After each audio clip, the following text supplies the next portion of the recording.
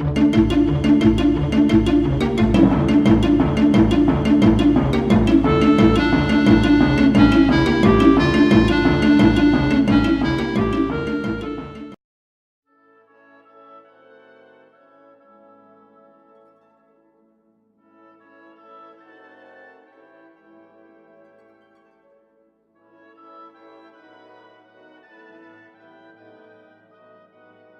the fuck?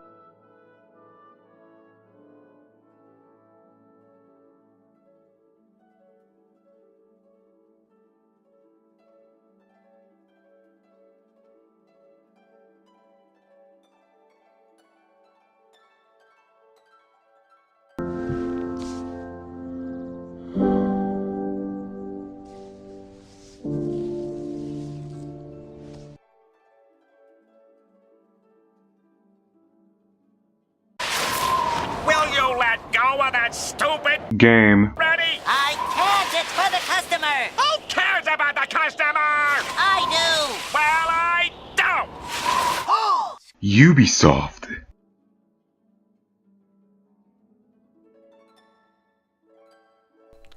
Now, as you may have seen from all the shade that I've kept on throwing over the whole ordeal as to why no multiplayer was included within the Assassin's Creed Ezio Collection, which is due November 17th for the PlayStation 4 and Xbox One, you can see as to where I'm coming from within this particular situation.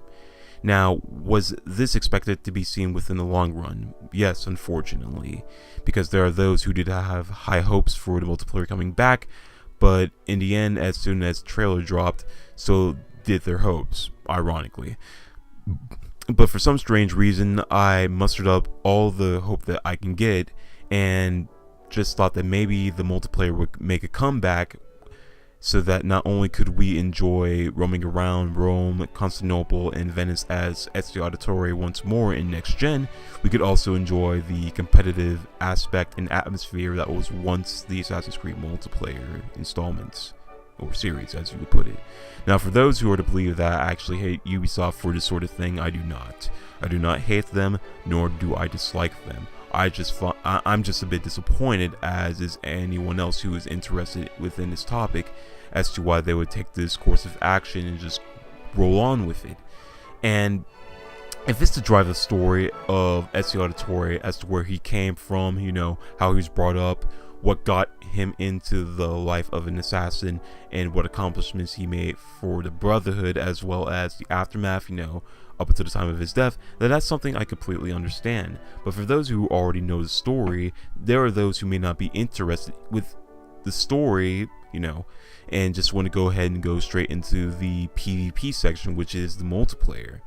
And a lot of people were a bit disappointed about this, as I was, and I just want to go ahead and get into the topic of it. Now, after you're done with the trilogy, you know, with the story and whatnot, there's really nothing else to do besides getting the trophies for the story and the DLC itself, or the achievements for it, for all that matter. And what comes into play is the multiplayer. Now, the Assassin's Creed Brotherhood multiplayer installment was the first one of the whole series. While a lot of people were a bit skeptical of it, as I was, we came to the point of where we saw it, and we were just intrigued by it overall. We just saw how it played out, and we just decided to give it a roll. And come to find out, a lot of people enjoyed it. It wasn't your basic everyday shooter such as COD, Battlefield, you know, some sort of game that involves shooting and explosions and whatnot. This is a game that was revolved around the basic element and stuff, and how that played into the game. And for those who didn't understand it, there were many videos, there were many blogs, there were many, you know, tips and tricks as to how to play it correctly and what you could do about it, and what kind of strategy you can build around it. And for those who were worried about the KD ratio, it wasn't so much as how many kills or deaths you got within per session. It was about the quality of the kill and the score you got in the end, you know, the different variety bonuses and whatnot that came within the game. And, you know, a lot of people didn't understand that, hence why a lot of people didn't, you know, think of it to be, you know, MLG or esports material. And that's something that really didn't interest me, because it was just its own game in its own world with a certain amount of people who actually managed to enjoy it. to a certain point. And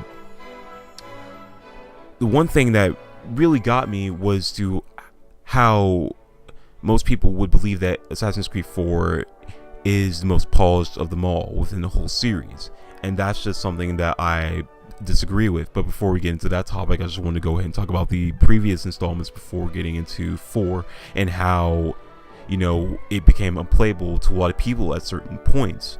Now, as I've already stated, Assassin's Creed Brotherhood was the first multiplayer installment. Yes, in my opinion, it was the hardest of them all because you have to learn how to play quickly. I mean, in my opinion and in my experience, the more you play, the more you learn. You know, you learn different strategies as to what to do in certain situations. You know, look at what is going on within the game, and you could just tell when something is about to happen. You know, there was an introductory session within the game, but it didn't necessarily go over everything. It just went over as to what you should do in certain situations when it comes to killing a target. It didn't teach you about the whispers, because that's what the other installments do. Because as soon as you heard those whispers, you didn't know what to do then. You were scared, you ran around, you tried to find the person who was after you. Before you know it, next thing you know, you're killed. And that's just something a lot of people had to adjust to. They had to get, I don't know, certain earphones in order to hear the whispers or hear through the TVs, and just learn through the many actions that most players would do, such as how they would walk with their characters, how they would fidget, and the person who they were after had to figure out how to get out of situations, such as with quick wit or with the abilities that they've gotten. And there are a lot of people who didn't have to use the abilities in order to stun their opponents. And, you know, it's just something that, you know, caught my interest. In the later installments, which was Revelations and 3, the gameplay was changed up just a bit, and the Revelations was overall still the same, with the exception of new modes such as Deathmatch and Artifact Assault, with game modes that were previously included as DLC, such as Assassinate, Chest Capture, and that was basically all there was. Because in Brotherhood there was Alliance, Manhunt, Wanted, Hardcore Wanted, and Hardcore Alliance, if I'm not mistaken, and then Assassinate and Chest Capture came in, and those were fun modes, and a lot of people would vouch for that as well.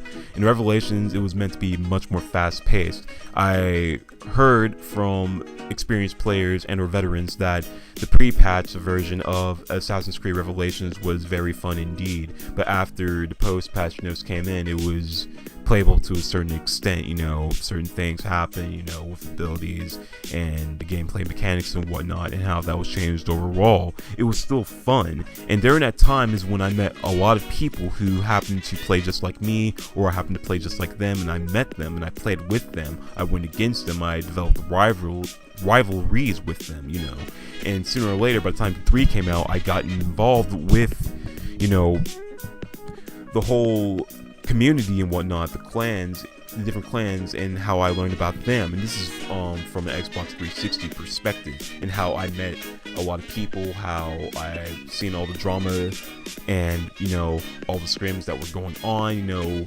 people who were very well in depth within the game, and how the return is being going on, how most people got involved. You know, it was just a fun time. It really was. And the main thing about that is just that it was a fun time. A lot of people got along. A lot of people, you know, threw shade at others because, you know, they were playing different versions instead of Assassin's Creed Brotherhood, because that was the first one, and a lot of people stuck to that. You know, a lot of people hated some people for that, but, you know, that's not what I'm here to talk about. It's just something that I've seen and what I've learned and what I've, you know, basically experienced. And, you know, that's just all there is to it on that certain topic. When Assassin's Creed 4 came out, and this is not to bash the game, you know, there were a lot of bugs and, you know, cons with it. There were more cons than pros with the game, is what I'm trying to say.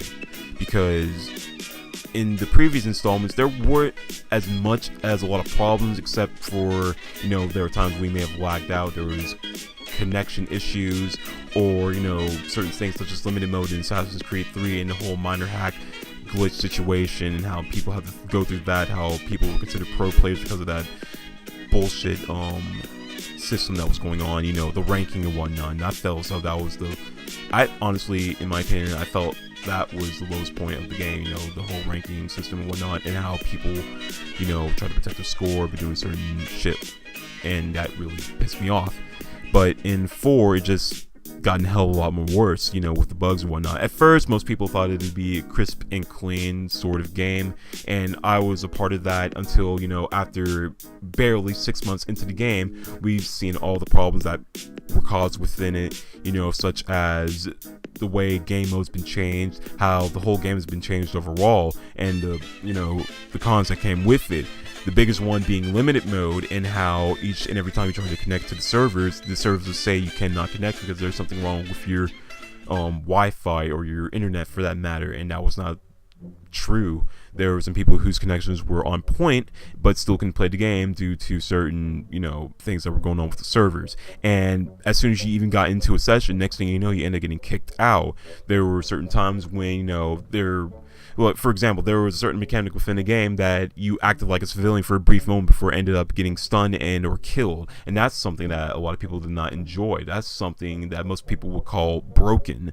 There was the variety system, how in the previous installments you have to get up to about 15, and how this one seemed a bit easier. In my opinion, I feel as though Assassin's Creed 3 was a bit easier to get the variety in, but for Assassin's Creed 4, you're only going to get 4, such as the, for example, you know, hidden bonus, bench bonus, acrobatic kill, and the chain bonus. That's an extra 400 points right there, and a lot of people welcomed it, but, you know, a lot of people just didn't see it because, you know, they found it somewhat hard to do. It wasn't necessarily hard. You just gotta figure out certain ways in order to do it, but that's all in the past. Another thing that really got on my nerves as to why most people would believe that it's the most polished of them all would be the certain change in certain mechanics within game modes or overall, such as the chase system. Now, I don't know about you, but in the previous installments in ACB, ACR, and AC3, I know that the chase system was well into how you played the game. You know, if you started the chase, you have to finish that chase, or somehow your target gets away, you have to get a different contract and whatnot. Now, the way I see it is that if you happen to start a chase with someone, then chances are you need to get punished for it, because there's a certain way in order for you to kill your opponents, and that's not to chase them around like, you know, chickens with their heads cut off. You have to come at them in a stealthy approach, whether it be from the rooftops, yes, people do that, or by using certain abilities, or just by using the skill that you've acquired during this time. And that's something that was completely taken out and was replaced with the Sixth Sense perk or something like that within Assassin's Creed 4, you know, determining where your target was or where your pursuer was, you know, depending on, you know, the blue arrow and the red arrow and all that stuff around your compass. And that just really got me. A lot of people didn't understand that. And another change that was made, and this is a game mode that I barely touch, would be Assassinate. Now, as you know, Assassinate is a game mode that allows you to choose your targets, you know, and kill, you know, whoever was the player. They changed it up dramatically, tremendously, and to the point where most people would find it unplayable. In the original versions, if you happen to stun your pursuer, you can walk onto your pursuer and end up killing them. In this one, you cannot. You can only stun them and they end up respawning. What's the point of that? That honestly doesn't make any sense. Now, think about it like this. If you were playing in a session of Wanted, Assassin's Creed 4, and someone, you know, started to chase you down, but you ended up stunning them, and they respawned, would that make sense in some sort of way? No, you would want to get back up and try to find and, you know, get your other contract and see how you can approach it that time. It's just something that really boggles my mind and other people's minds as well. And that's all I have to say on that subject. The contract system was atrocious. For example, in Deathmatch, which is included in Revelations, if you were in a certain place, such as 6th place or whatnot, you would have up to about 4 to 5 pursuers, and I'm not exaggerating. This is something that has happened to me and my friends constantly sometimes. It didn't even happen to those who were up in high place. It was like, if you were on the leaderboard, such as in 5th place, 4th or 6th, or something like that, you have about 4 to 5 pursuers on you, and that's something I didn't understand. You have a majority of players within the session, which is consisted of 8 players coming after you as you're trying to get up on the top so that you could win, and obviously you won't, because too many pursuers to get in your way. You have to duck, dive, and dodge when trying to find your target, only to realize someone else got your contract. You end up getting screwed. You know, had to get the ground finished, and next thing you know, someone ends up shooting you with a poison dart, shooting you with a gun, or just end up stabbing you out of nowhere and proceed to taunt you because they're trying to make you feel stupid. But I was just a bit emotional on that. But the only good thing I could say about AC4 was the game lab approach, and that was good. I liked it. You know, there were a couple different variety options as to where you can make a certain game mode hardcore if you wanted to, you know, no whispers, no nothing, you know, just try to make it regular like it was in Assassin's Creed Revelations or Brotherhood for that matter. But for the rest of the time, though, the game, in other words, it was fun at first, but it became unplayable, and you know, that's all there is to it.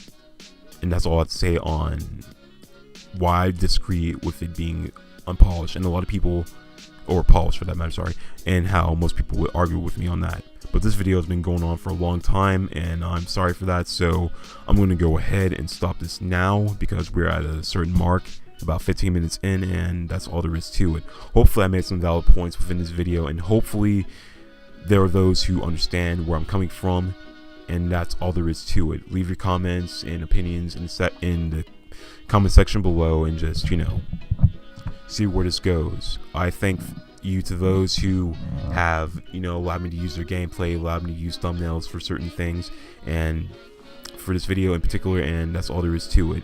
I'm at a certain mark and I need to stop. I love you all. This is BuzzBrock30 signing out. Peace.